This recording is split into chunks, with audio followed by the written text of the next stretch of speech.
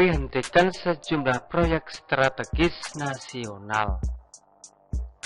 Justru buktikan beda dengan SBY.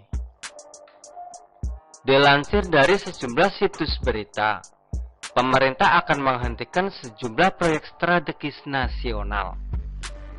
Hal itu diungkapkan Ketua Tim Pelaksana Komite Percepatan Penyediaan Infrastruktur Prioritas KPPIP, Wahyu Utomo, dalam konferensi pers Selasa 26 Juli 2022. Beberapa proyek diantaranya seperti Bendungan Tiro di Aceh, Bandara Bali Utara, hingga proyek kereta api di Kalimantan Utara, dan beberapa proyek lainnya.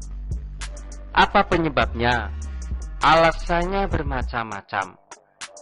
Seperti Bendungan Tiro di mana masyarakat menolak, hingga beberapa proyek yang jika dihitung-hitung belum akan selesai melewati 2024 atau masa presiden berakhir. Beberapa proyek juga dihentikan karena tidak menunjukkan progres atau kemajuan. Berita ini tentu memancing beberapa respon dari netizen, pengamat maupun tentu para hater. Ada yang merasa sedih. Bisa jadi masyarakat yang tadinya sudah senang akan ada PSN diselenggarakan di daerahnya. Ada juga yang memanfaatkan kesempatan ini untuk mencibir Jokowi dengan mengatakan bahwa proyeknya gagal dan lain sebagainya. Tapi tunggu dulu. Kita meski paham justru dihentikannya sejumlah proyek tadi, mulai dari sekarang bagus. Karena ini tidak mengulangi kesalahan yang sama di era SBY ketika proyek gak jelas terus berlangsung, hingga akhirnya mangkrak.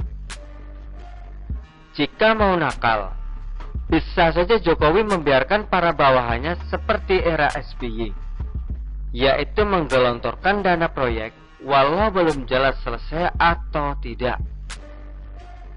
Ini tentu bisa dimanfaatkan oleh sejumlah oknum untuk mengeruk dana negara sebanyak-banyaknya.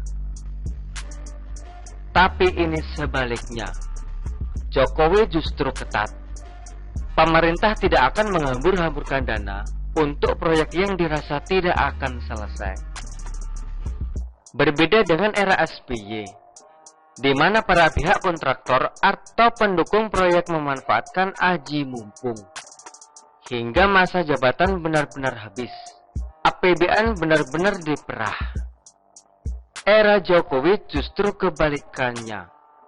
Bisa dibayangkan betapa nikmatnya presiden mendatang. Bisa dibayangkan betapa nikmatnya presiden mendatang mempunyai dana yang cukup dan utang yang sudah menyusut di era Jokowi.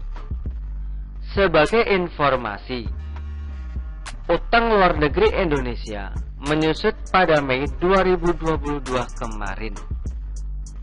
Dengan demikian, presiden mendatang tidak perlu dipusingkan utang yang menggunung. Dengan demikian, presiden mendatang tidak perlu dipusingkan utang yang menggunung dengan proyek mangkrak yang menjadi beban negara. Lucu memang cara berpikir haters yang selalu mencibir masa periode Jokowi. Padahal periode pertama kemarin, Indonesia mewarisi utang menggunung dari 2 periode masa pemerintahan kelam Demokrat PKS. Padahal periode kedua, Jokowi juga diterpa sejumlah masalah, seperti pandemi global COVID yang menghantam tidak hanya Indonesia tetapi dunia. Belum lagi masalah dari dalam yang dibuat oleh sejumlah oknum kelompok yang mengatasnamakan agama, yang selalu mencari-cari keributan, hingga munculnya sejumlah teror bersenjata di Papua dan Indonesia Timur.